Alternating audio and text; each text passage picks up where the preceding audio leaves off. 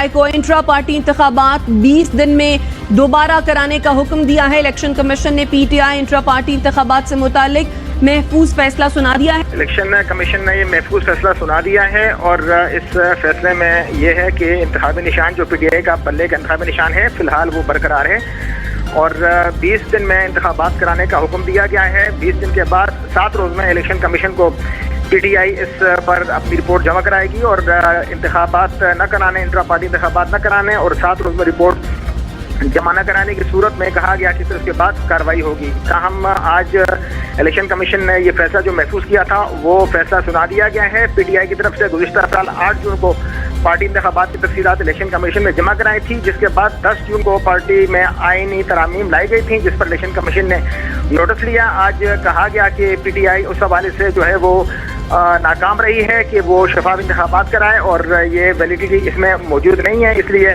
20 دن دیے جاتے ہیں۔ 20 دن میں P T I intra party انتخابات کی تفصیلات جو ہے نیکسٹ جو 7 دن ہوں گے اس میں جمع کرائے گی۔ 20 دن میں انتخابات کرائے گی اور وہ تفصیلات الیکشن کمیشن میں جمع کرائی جائیں گی۔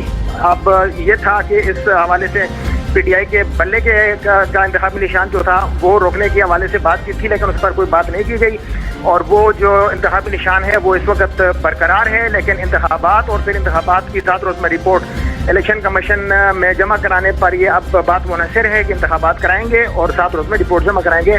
اگر اس میں ناکامی ہوتی ہے تو اس کے بعد الیکشن کمیشن نے کہا کہ کارروائی کی جا سکتی ہے۔